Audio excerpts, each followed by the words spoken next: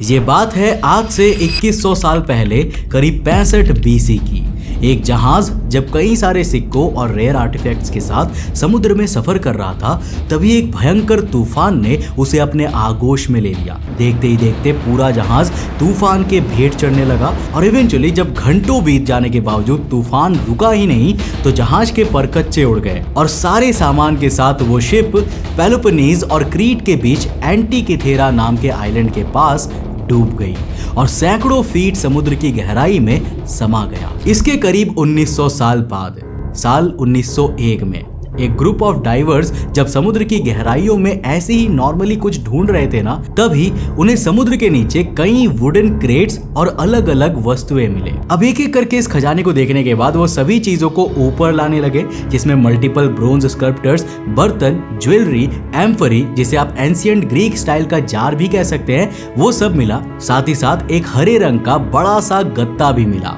जिसे diverse bronze का कोई सामान समझकर ले आए थे, पर वो एज सच कुछ खास नहीं था। अब सब कुछ प्रिजर्व करके सही सलामत तरीके से रख दिया गया, जिसमें सबसे कम इंपॉर्टेंस उस ग्रीन कलर के लंप को ही मिली, क्योंकि उसमें कुछ भी एक्स्ट्रा ऑर्डिनरी नहीं था।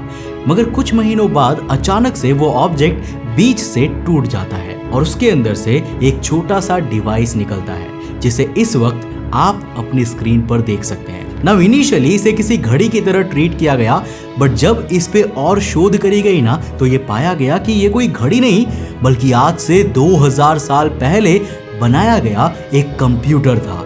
अब ये कंप्यूटर बिना बिजली के कैसे काम करता था, इसे बनाया किसने था, एंड लास्टली आखिर इसका काम क्या था, तो आज के इस वीडियो में हम इसी के ऊपर बात करने वाले हैं। तो हेलो गाइस, मैं हूं कौशिक और चलिए शुरू करते हैं एक और नए एपिसोड को। 17 मई 1902 के दिन जब उस ब्रोंज लंप से क्रैक होके वो डिवाइस बाहर निकला, तो आर्कियोलॉजिस्ट वैलेरियोस स्टेस ने इस स्ट्रक्चर में बने मल्टीपल गियर्स पे गौर किया और फिर उन्हें लगा कि ये डिवाइस कोई एस्ट्रोनॉमिकल क्लॉक है। एस्ट्रोनॉमिकल क्लॉक बेसिकली ऐसी एनालॉग घड़ियां होती है ना, जो किसी घड़ी की तरह मूवमेंट करते हुए प्लैनेट्स और स्टार्स की लोकेशन को मॉनिटर करने का काम किया करती थी।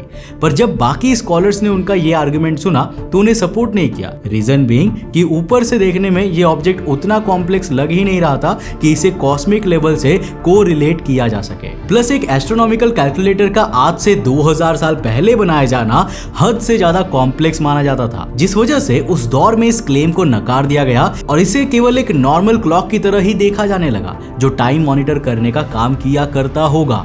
या कई लोगों ने अपने मॉडल में इसे कैलकुलेटर का ट्रीटमेंट भी दिया रिगार्डिंग कि ये गियर्स ऊपर से उतने कॉम्प्लेक्स नहीं दिख रहे थे। हालांकि जैसे जैसे इस एंशिएंट ग्रीक ट्रेजर की खबर दुनिया के कोने कोने तक फैलने लगी, कई रिसर्चर्स आउट ऑफ इंटरेस्ट इसे देखने के लिए आने लगे, जिसमें से एक थे जर्मन फिलोलॉजिस्ट एल्बर्ट रैम, जिन्होंने इसको लेकर सबसे इन डेप्थ एनालिसिस की और विद प्रूफ ये सर्टेनिटी के साथ प्रपोज किया कि ये किसी तरह की क्लॉक या नॉर्मल कैलकुलेटर नहीं था, बल्कि एक ऐसा डिवाइस था जो कंटिन्यूअसली सन, अर्थ, मून और बाकी कुछ प्लैनेट्स की पोजीशंस को मॉनिटर करने का काम आता था। देखो, उन्होंने उस डिवाइस के टुकड़ों में से एक मेन एंशिएंट ग्रीक लैंग्वेज में 19 लिखा हुआ पाया, जिसके कॉन्टेक्स्ट को देख के साफ समझ में आ रहा था कि ये मेटोनिक साइकिल का रेफरेंस था। मेटोनिक साइकिल एंशिएंट ग्रीक्स द्वारा प्रपोज किया गया अप्रोक्सीमेटली 19 साल का एक ऐसा पीरियड था जिसमें सन, मून और अर्थ अपनी पोजीशन पे वापस से रीअलाइन हो जाते हैं। फॉर एग्जांपल, अगर आज सन, मून और अर्थ एक ही पोजीशन पे अलाइंड है, तो आज से 1 साल बाद उनकी पोजीशन अलग होगी, क्योंकि तीनों ही ऑब्जेक्ट्स की रिलेटिव मूवमेंट स्पीड डिफरेंट है। हालांकि 5th सेंचुरी बीसी में मेटन ऑफ एथेंस द्वारा प्रपोज की गई साइकिल के हिसाब से आज से करीब 19 साल बाद ये तीनों ऑब्जेक्ट्स वापस से उस पोजीशन पे अलाइन कर जाते हैं जहां पर ये अभी हैं। और इस साइकिल का इस्तेमाल करके एंशिएंट ग्रीक्स कई सारी प्रेडिक्शंस और कैलकुलेशंस कर पाते थे, जैसे ग्रहण का आना। ऊपर से जहां कुछ रिलीजन्स में लूनार कैलेंडर फॉलो किया जाता है, तो कुछ में सोलर कैलेंडर। ऐसे में कई बार ये साइकिल दोनों को सिंक्रोनाइज करने में भी काफी काम आती थी और एंशिएंट ग्रीक्स को प्लैनेटरी ऑब्जर्वेशंस में हेल्प करती थी। इसी फ्रैगमेंट में रैम को 2 नंबर्स और मिले थे, 76 और 223, जो बेबीलोनियंस द्वारा यूज की जाने वाली एक्लिप्स प्रेडिक्शन साइकिल सैरोस साइकिल का रेफरेंस है। अब इस वक्त आप स्क्रीन पर जिस फिगर को देख रहे हैं ना, वो रैम के हिसाब से इस डिवाइस का कंप्लीट आउटलुक था। एंड ही स्ट्रांगली बिलीव्ड कि इस डिवाइस में अर्थ, सन और मून के अलावा उस दौर में जितने भी पांचों प्लैनेट्स इंसानों को संज्ञान में थे ना, which were Mercury, Venus, Mars, Jupiter and Saturn, उनके भी मूवमेंट्स को इन डिवाइस में मॉनिटर किया जाता था। But the only issue was technology limitation. देखो उस वक्त ऐसा कोई भी डिवाइस नहीं था जिसका इस्तेमाल करके इसके इंटरनल स्ट्रक्चर को एनालाइज किया जा सके या इवन अंदर के कंपोनेंट्स का जरा सा भी अंदाजा लगाया जा सके। इसीलिए एविडेंसेस की कमी में वो कभी सही साबित नहीं किया जा सका। मगर फिर भी उनकी स्टडी ने इस डिवाइस को लेकर एक सब्सटैंशियल बेस दे दिया था कि इसका संबंध प्राचीन एस्ट्रोनॉमी से है and this normal device suddenly became extraordinary for the globe. हालांकि दोस्तों जब तक कि इसको लेकर और ज्यादा रेवलेशंस की जा पाती, इंटरनेशनल पॉलिटिक्स में टेंशंस बढ़ने लगी, मल्टीपल सैंक्शंस लगे और इवेंचुअली साल 1914 में छिड़ गया पहला विश्व युद्ध, जिसके खत्म होने के कुछ सालों के बाद दूसरा विश्व युद्ध भी छिड़ गया और ये डिवाइस एक कोने में चला गया। अब इन दोनों विश्व युद्ध के खत्म होने के बाद साल 1951 में ब्रिटिश फिजिसिस्ट डेरेक दे सोला प्राइस की नजर इन पुराने रिसर्च पेपर्स पर पड़ी and he found out his purpose of life. Yale university के जाने माने प्रोफेसर होने की वजह से he had exceptional access to contact and equipments और मन में इसी डिवाइस को अनअर्थ करने के पैशन के साथ डेरेक लग गए इस पूरी मशीन को स्टडी करने में। हालांकि इस रिसर्च में उनका केवल एक ही दुश्मन था और वो था समय। देखो समय के बीतने के साथ साथ ये आर्टिफैक्ट्स ना बहुत ज्यादा नाजुक हो जाते हैं। ऊपर से रिसर्च बेसिस पे जब इन्हें एक के बाद एक अलग अलग लोगों द्वारा हैंडल किया जा रहा था तो ये और ज्यादा पेरिश होते जा रहे थे और इवेंचुअली थोड़ा थोड़ा टूटते हुए ना इस मैकेनिज्म के 82 टुकड़े हो चुके थे। ये एक डिसएडवांटेज था कि कौन सा टुकड़ा कहां जाएगा इसे आइडेंटिफाई करना, मगर साथ ही साथ इतने सारे फ्रेगमेंट्स की वजह से हमें इस मशीन का एक और ज्यादा प्रीसियस इंटरनल आउटलुक भी मिला, जिसमें रिसर्चर्स इनके इंटरनल गियर्स को थोड़ा और करीब से जान सकते थे। सब कुछ करीब 2 दशकों तक एनालाइज करने के बाद साल 1974 में डेरेक ने एक रिसर्च पेपर पब्लिश किया titled gears from the Greeks. मगर इस पेपर का डेटा जुटाने के लिए साल 1974 से 3 साल पहले कैरालैम्बोस और एमिली कैराकालोस की रिसर्च को समझना पड़ेगा, जिसमें उन दोनों ने 82 टुकड़ों की एक्सरे और गामा रे इमेजेस जनरेट की ये जानने के लिए कि आखिर उस मैकेनिज्म के अंदर क्या छिपा हुआ है। और देखो उन्होंने ही टेक्निकली इस गुत्थी को सॉल्व करने का काम किया था। उन दोनों ने यहाँ पर देखा कि उस मैकेनिज्म के 82 टुकड़ों में कुल 30 सर्वाइविंग गियर्स मौजूद थे जो उस समय तक भी फंक्शन कर सकते थे, मगर उन गियर्स में कितने खांचे बने थे ये एनालाइज करना ज्यादा इंपॉर्टेंट था। नाउ आफ्टर ऑल जिस गियर में जितने खांचे होंगे ना उससे रिलेटेड मैकेनिज्म का रोटेट करना उतना ही ज्यादा लेंदी होगा, जिससे अल्टीमेटली ये आइडेंटिफाई करना आसान हो जाता है कि कौन सा गियर क्या काम करता था और कितने पीरियड को आइडेंटिफाई करता था। नाउ सरप्राइजिंगली उन गियर्स में से भी एक गियर 19 साल की पीरियोडिसिटी को कैलकुलेट कर रहा था, ठीक उसी तरह जैसे कि रैम ने बताया था। इवन गियर्स ने ऐसी और भी बहुत सी बातें कंफर्म की जो कि रैम द्वारा इनिशियली प्रपोज की गई थी, बट अनफॉर्चुनेटली इससे पहले कि डेरेक गियर्स को और फर्दर एनालाइज कर पाते बहुत जल्द उनकी तबीयत बिगड़ने लगी और साल 1983 में उन्होंने अपनी आखिरी सांसें ली। अपने समय तक उन्होंने इस डिवाइस में अर्थ, सन और मून के मॉडल को काफी रिफाइन कर लिया था और बाकी प्लैनेट से रिलेटेड उनके पास कुछ सब्सटैंशियल नहीं था और यहीं से उनकी रिसर्च को टेक ओवर किया माइकल राइट ने, जो लंदन साइंस म्यूजियम में मैकेनिकल इंजीनियर थे और इसी वजह से उनका गियर्स को लेके नॉलेज काफी ज्यादा था। ये था डेरेक का एंटीगाइथेरा मैकेनिज्म का प्रपोज्ड मॉडल जो उन्होंने एक्सरे इमेज डिटेल्स की मदद से क्रिएट किया था। नाउ आगे का वीडियो समझने के लिए आपका ये जानना जरूरी होगा कि ग्रीक्स हमारे कॉस्मोस को कैसे परसीव करते थे। देखो प्राचीन ग्रीक के कॉस्मोलॉजिकल मॉडल के हिसाब से ना सोलर सिस्टम सूरज के अराउंड नहीं बल्कि सूरज, मून और बाकी सभी प्लैनेट्स अर्थ के चारों तरफ रिवॉल्व किया करते थे। यहाँ तक कि अगर आप प्लैनेट वर्ड की ओरिजिनेशन को भी देखेंगे ना तो आपको ये इंस्टेंस वहां भी नोटिस होगा, क्योंकि प्लैनेट शब्द ओरिजिनेट हुआ है प्लैनेटाई से, जिसका ग्रीक में मतलब होता है वंडरिंग, यानी कि घूमते रहना। साल 1990 से अर्ली 21st सेंचुरी तक इस रिसर्च में कई नाम जुड़ते गए, 2D से 3D एक्सरे मशीन्स भी डेवलप हो गई और सारे फाउंड गियर्स को रीअरेंज करने के बाद उस डिवाइस की आउटर बॉडी के मॉडल्स का इस्तेमाल करके रिकंस्ट्रक्ट किया गया और हमारे सामने आई ये तस्वीर उस डिवाइस के इंटरनल और एक्सटर्नल आउटलुक को रिप्रेजेंट करती है। और जरा इसके स्ट्रक्चर को देखिए, इस डिवाइस के बीचों बीच आपको जो उभरा हुआ सर्कुलर ऑब्जेक्ट दिख रहा है ना, वो असल में अर्थ है, जिसे पहले के समय में centre of the solar system माना जाता था। साइड में लगे इस हैंडल को घुमा के ये गियर्स घूमते थे, जिससे इस प्लैनेट की पोजीशंस को प्रिडिक्ट की जाती थी। और चूंकि हर गियर एक दूसरे से लिंक्ड थे, जैसे कि आप इंटरनल ब्रेकडाउन में देख ही सकते हैं, इस वजह से सिर्फ इस एक डायल को घुमाने से ही बाकी सारे प्लैनेट्स के डायल्स अपने आप रोटेट होने लगते थे, डिपेंडिंग ऑन उनको मशीन में कितने फास्ट और स्लो रेवोल्यूशन करने के लिए सेट किया गया है। अब ये ठीक हमारी घड़ी की तरह है, जैसे कि हमारी घड़ी में सेकंड वाले डायल के कुछ पिन्स घूमने के बाद मिनट वाली नीडल में मूवमेंट होता है, और मिनट वाली नीडल के घूमने से स्लाइट मूवमेंट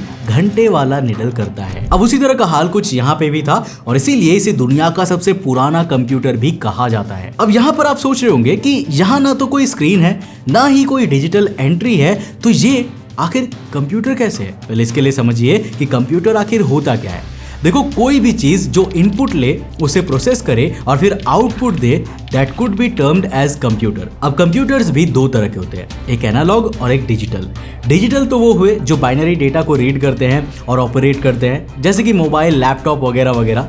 लेकिन जो कंप्यूटर्स गियर्स और मैकेनिकल डेटा को रिसीव करके प्रोसेस करने के बाद आउटपुट निकालते हैं ना, वो होते हैं आपके एनालॉग कंप्यूटर्स। एग्जाम्पल के लिए स्पीडोमीटर, उसके गियर्स और शाफ्ट आपकी बाइक के टायर्स के रोटेशन को एनालाइज करते हैं और फिर कैलकुलेट करने का ट्राई करते हैं कि व्हीकल की स्पीड आखिर कितनी है। अब ठीक उसी तरह इस डिवाइस में भी जब ऑपरेटर साइड में लगे हैंडल को घुमाता था तो सारे गियर्स मूव करने लगते थे, और उस वक्त के प्लैनेट्स की रिलेटिव स्पीड के मुताबिक ये जो छोटे छोटे मोटी जैसे डायल्स आपको दिख रहे हैं ना, ये अपनी पोजीशन बदलने लगते थे। और सबसे बाहरी हिस्सों में ये जो लिखा होता था, इससे ऑब्जर्वर को डेट्स फिगर आउट करने में आसानी रहती थी, ताकि ऑपरेटर को भी पता रहे कि उसने डायल रोटेट करके जो कॉस्मिक पोजीशन डिवाइस में ऑब्टेन करी है, वो इवेंट आखिर कौन से समय की है। और इसका ना सिर्फ एक्लिप्स प्रेडिक्शन बल्कि एस्ट्रोलॉजी में भी ग्रीक्स द्वारा बहुत इस्तेमाल किया जाता था। जब भी किसी का जन्म होता था तो उसके ग्रह नक्षत्र देख के उसके भविष्य का अंदाजा लगाया जाता था। अब ये काम हमारे सनातन धर्म का भी काफी बड़ा हिस्सा है, और ग्रीक्स भी हॉरोस्कोप और ज़ोडाइक साइंस जैसी चीजों पे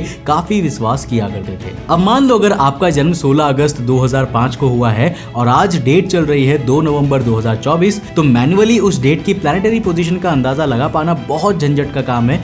पर इस डिवाइस में ग्रीक्स सिंपली इस डायल को रोटेट करके 16 अगस्त 2005 तक ले जाते थे, विच इज इनपुट। ये डिवाइस गियर्स रोटेट करके सारे प्लैनेट्स के डायल को उनकी पोजीशन पे सेट करता था, दैट इज प्रोसेसिंग। और इनपुट कंप्लीट होने के बाद उन्हें मिलता था एक कंप्लीट रिप्रेजेंटेशन ऑफ आउटपुट, जिसे नोट करके वो अपने कंक्लूजन तक पहुंचते थे, completing the IPO cycle of a computer. अब बाद में जब साल 2005 में स्कैन्स का इस्तेमाल करके राइटिंग्स को और ज्यादा डिसाइफर किया गया, तो ये पता चला कि इस डिवाइस से रिलेटेड जितनी भी इंस्क्रिप्शंस थी वो ज्यादातर डिवाइस के बैक पैनल को रिजेंबल कर रही थी। And that led scientist to believe कि इस मैकेनिज्म के आगे वाले हिस्से में जहां डिवाइस को ऑपरेट करने का और डिटेल्स लिखने का पूरा तरीका था, वहीं इस डिवाइस के पीछे एक वेल रिटन मैनुअल लिखी हुई थी, जिसमें ना सिर्फ इस डिवाइस को चलाने का तरीका था, बल्कि इस तरह के साइक्लिकल नंबर्स जैसे 1976 पाए गए हैं, जिनके बारे में हमने आपको कुछ देर पहले बताया था। जिससे ये भी पता चलता है कि बैक पैनल पे एस्ट्रोनॉमिकल साइकिल्स को आइडेंटिफाई करने का तरीका भी एनग्रेव किया गया था, ताकि अगर डिवाइस किसी अनजान आदमी के साथ में भी हो जाए तो वो धीरे धीरे से ऑपरेट करना सीख जाए। अब ये डिवाइस कितना एक्यूरेट था, इसके लिए अलग अलग मॉडल्स को बेस बनाकर स्टडी किया जाता है, जिसमें से सबसे इन डेप्थ एनालिसिस हमें मिला MDPI के इस आर्टिकल में। देखो, MDPI ने पहले इस मैकेनिज्म का एक फिजिकल वर्किंग मॉडल डिजाइन किया था, कंप्यूटर प्रोग्रामिंग में इस डिवाइस की प्रेडिक्शन को प्रिपेयर किया और फिर नासा के ऑफिशियल पास्ट डेटा और फ्यूचर प्रेडिक्शन को उसके आउटपुट के साथ एनालाइज किया। एंड सरप्राइजिंगली इस डिवाइस द्वारा प्रिडिक्ट किया गया कॉस्मिक डेटा इतना एक्यूरेट था जितना किसी ने कभी इमेजिन भी नहीं किया था, with nearly negligible degree of error and miscalculations. और प्राचीन ग्रीक्स ने ये सब कुछ अचीव किया बिना किसी सोफिस्टिकेटेड टेलीस्कोप या मेजरमेंट डिवाइस के। पर क्या ये अंत है?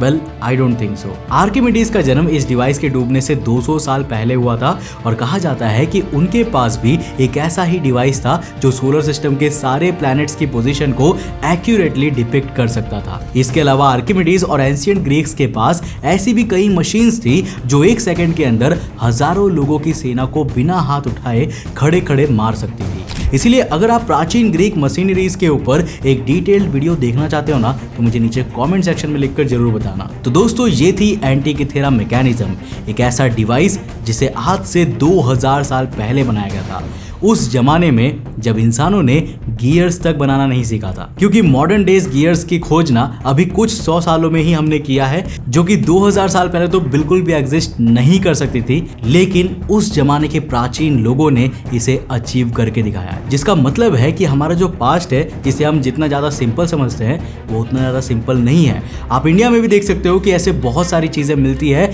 जिसे अचीव करना आज के मॉडर्न टेक्नोलॉजी से भी बिल्कुल नामुमकिन है, लेकिन हमें उस तरह के मैकेनिज्म्स मिलते हैं इंडिया में। मुझे उम्मीद है कि इस वीडियो से आपने कुछ नया जरूर सीखा होगा। अगर सीखा तो इस वीडियो को लाइक कर देना और अपने दोस्तों के साथ जरूर शेयर करना। अगर आप नए उस चैनल पे तो चैनल को सब्सक्राइब करने के साथ साथ नोटिफिकेशन बेल ऑन कर देना। वैसे दोस्तों, अगर आपको ये वीडियो पसंद आया ना, तो मैं आपको रिकमेंड करूंगा कि आज से 6 साल पहले मैंने इसी टॉपिक पे एक और वीडियो बनाया था, उसको जाकर देखने का। यहाँ पर क्लिक करो और जाकर देखो, बहुत ही इंटरेस्टिंग वीडियो है। मैं मिलता हूं आपको नेक्स्ट एपिसोड के साथ, तब तक के लिए बाय।